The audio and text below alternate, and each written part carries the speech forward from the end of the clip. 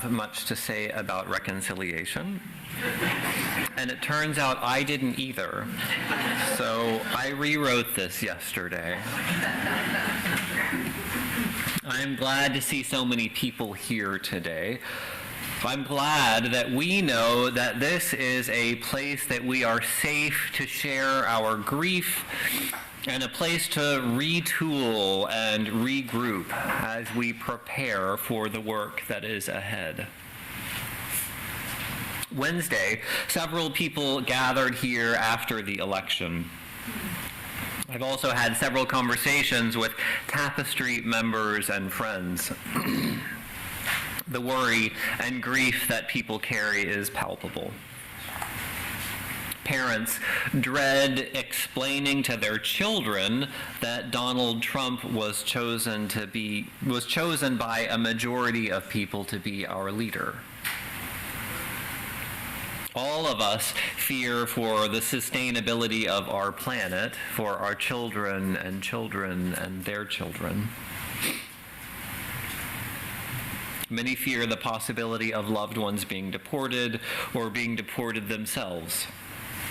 Some of us fear a rolling back of LGBT rights that were so recently earned. Of course, we fear for people's access to reproductive health. Access to safe, legal abortion saves lives.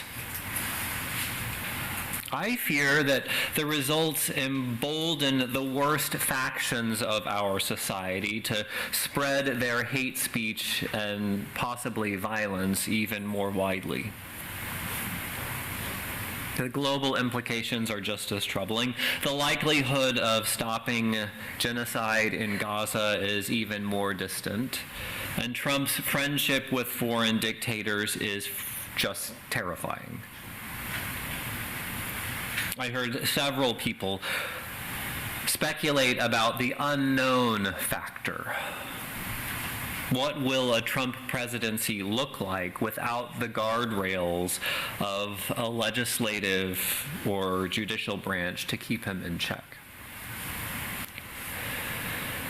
Take a deep breath. I don't offer this litany of fears to make you worry more. I name all of this to remind you that you are not alone. The fear in your heart has been spoken aloud in these walls. Your fear is legitimate, and there is room for it here.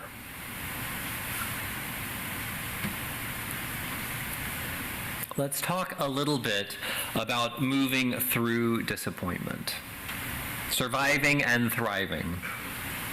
It's not a fast journey. In fact, the slower we go, maybe the better.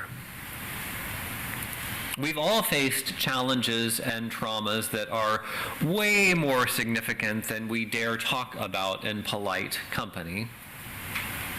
You had been through life-threatening stuff, or at least life-altering stuff. And we have helped plenty of other people through those journeys. Navigating grief and loss and building a life on the other side isn't about forgetting what happened.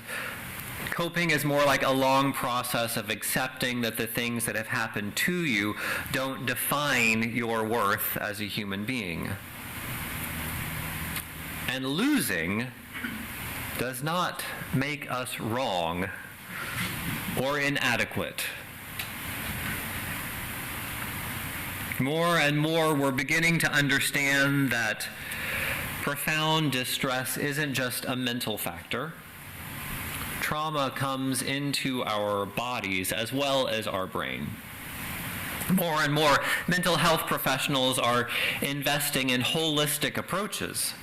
Talk therapy and medication are, of course, still very useful for addressing the mental aspect, but there remains a whole world of opportunity for caring for ourselves through our bodies. I recently heard a colleague who specializes in trauma and faith communities She serves a UU congregation that experienced a very violent church shooting while she was there. She talked about our bodies metabolizing trauma. That word metabolizing made a whole lot of sense to me. We need the opportunity to feel safe and comfortable, for our body and our spirit to do the work of metabolizing, processing, sorting through, filtering out the junk, and integrating what serves us.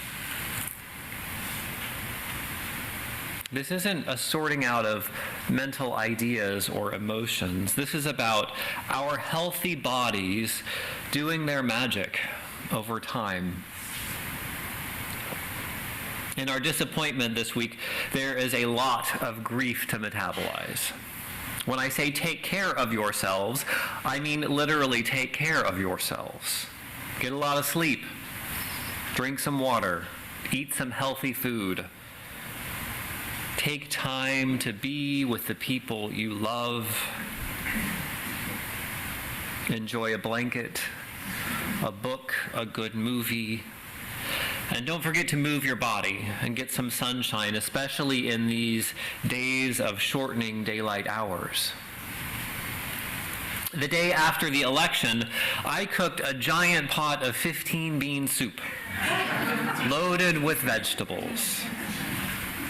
Soaking those dried beans for 8 hours starting in the morning gave me something to look forward to. And chopping vegetables required just enough mental attention to occupy my brain without taxing it. The house smelled amazing. I also toasted some good sourdough bread so that it was perfectly crunchy with each bite, and had a few slices of cold cheddar cheese. The meal was delicious, and I knew it was good for the earth. It aligned with my values. And I ate dinner with my boyfriend. It was not the liveliest conversation. Things around my house are still pretty much in election funk. But sharing dinner was something to do together. For me, engaging all of my senses in healthy satisfaction helps pull my mind back from peering into the depth of those worst-case scenarios that we can all start rattling off. It reminds me for a moment that I'm safe and there is enough here. I know a pot of bean soup is not going to restore American democracy, but it can tend to our hearts until we're ready to dive back into the work. So please, please take care of yourselves. You may be familiar, at least with the title of the book, The Body Keeps the Score, by Bessel van der Kolk. I heard of an interview that he did talking about being flown into Puerto Rico in the wake of Hurricane Hugo. He said that when he first landed there, everybody was busy doing stuff. They were rebuilding their homes and rebuilding their lives. Most of them were helping each other and their family along the way. They were really too busy to talk to him about their grief and loss. On that same plane that he flew in on were officials from FEMA. Soon after their arrival, the FEMA official said, no, stop everything. Stop what you're doing until FEMA decides what you can get reimbursed for. It was the worst thing that could have happened. Almost immediately, the people were using what energy they had to fight with each other instead of rebuilding their lives. Keeping survivors from being agents of their own recovery was a big, big mistake. Our circumstances are different, but the idea holds still. Some of you are fired up and ready to act. Do what you can with what you have to rebuild the world in your vision. And wherever possible, join with others in their project. Some of us are still taking a breath, still surveying the damage. But we will join you in that effort as soon as we are ready. In 2016, when Trump was elected by the Electoral College, I spoke about the tale of two wolves, and it still rings true today. It's said to be a story from a Cherokee Indian tradition, but no one's quite sure of that. The story goes something like this. One evening, an old man told his grandson about a battle that goes on inside every person. He said, "My son, inside each person is a battle that is raging between two wolves. One of them is anger, jealousy, superiority, pride, aggression, ego. The other wolf is serenity, humility, kindness, empathy, generosity, and compassion." The grandson thought for a minute and, of course, asked, "Which wolf wins?" And the old man told him, "The one that we feed." The story comes back to mind this week because it reminds me not just of the soul of an individual, it reminds me of our country. Within our country, there are two competing inclinations. On one hand, there is an inclination toward compassion, access, opportunity, equality, forgiveness. The opposing force in our country embraces punishment, control, hierarchy, and a sense of scarcity. These aren't two political parties. These are two different mindsets that have shaped our country from the very beginning. And they battle out daily in the halls of power, in business, in our streets when we interact with each other. And the metaphor of two wolves is especially fitting because it reflects the tremendous power of the opposing forces within us. Sometimes it's easier to see power and violence and control and hierarchy. At times we've been tricked into believing that those inclinations are stronger or even more natural than love and compassion. But the inclination to cooperation is just as natural as the inclination to competition. Our ability to build communities, to care for our young, to communicate and share are hardwired into us. The drive toward competition or toward cooperation is what has allowed us to thrive. At a more basic level, it's what allowed cells to divide and multiply and come together. Cooperation and sharing is the basis of life. It is just as natural as competition. The second reason I like the wolf metaphor is that these two wolves seem to be equally matched. It may feel like the entire country took a dramatic turn in the wrong direction last week. Trump won by a majority of votes, but it certainly was not all of the votes, or even an overwhelming majority. The two wolves represent equally strong opponents. This is a story of two equally matched forces in a near stalemate. It's the story of very small differences making a big impact on the outcome. It's easy for privileged people to reflect on their own version of American history and feel pretty darn good about the United States. It's also easy for marginalized people to point out the profound flaws that seem so inherent in who we are. I hear both of those histories and I agree. My honest sense is that these two wolves in us, these opposing inclinations, have been with us from the very beginning. American history is an unfolding story of oppression and resistance. It's a history of two wolves. It's a history of greed and compassion, doing daily battle to see who will triumph. This land that colonial settlers now call our own was taken by force from people who previously occupied it.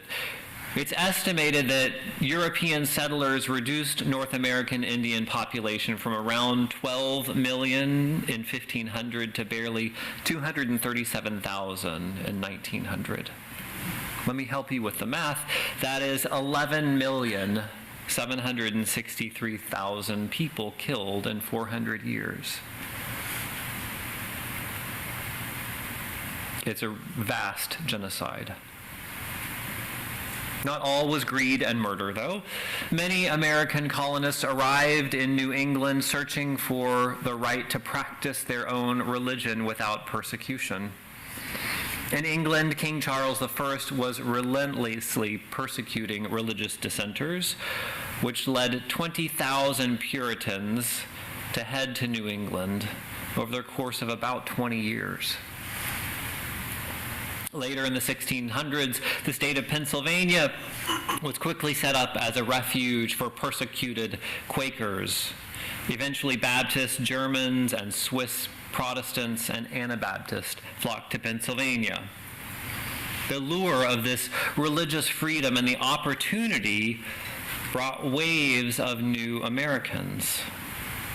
Brave people made this perilous journey for a new start so that they could live their faith with authenticity. Hundreds of years of slavery are also part of our cultural DNA in America. It's our history, and so is resistance. Just as much as slavery is a part of who we are, so are the stories of resistance, those brave people who escaped, and the Underground Railroad that was not a small project. I learned this week that around 100,000 former slaves escaped using that system of brave people going back, those conductors. They came from all sorts of backgrounds. They were free-born black people. They were white abolitionists, former slaves, American Indians. Last but certainly not least, they were liberal churches and their clergy that played a role in that liberation journey. Now, I chose those two examples of American history because they point to some of the earliest roots, but it's really kind of an arbitrary choice. In any decade, in any year, in any region of the country, I could have found stories of both oppression and resistance. There are two wolves inside the soul of America. One wolf is anger, aggression, scarcity, exclusion, domination. The other is compassion, generosity, kindness, opportunity, welcome. We choose every day which of these two wolves we will feed, and the balance between the two is neck and neck. That's why our small efforts matter. While we are a part of a very, very long history, I invite you to see the election of November 5th, 2024 as a beginning of something new for you, or perhaps for us. It was not just the end of a nasty campaign. It can be the beginning of a new commitment to standing with the most marginalized among us, or for speaking out your own truth for justice. And those actions can take 100 different shapes. Yesterday, I ordered some rainbow ribbons and pride-themed t-shirts and hoodies so I can be more visibly out. I want young queer people to know that they are not alone. Maybe you want to join a tapestry committee or some other nonprofit in the area, or something new. Maybe you want to give your money to a cause or give a hug to someone who needs it. There are 1,000 different ways you can help. And if you can't quite figure out how to use your gifts to impact the world, I would be glad to do some brainstorming with you. It's something that I find great joy in, helping other people cause good trouble.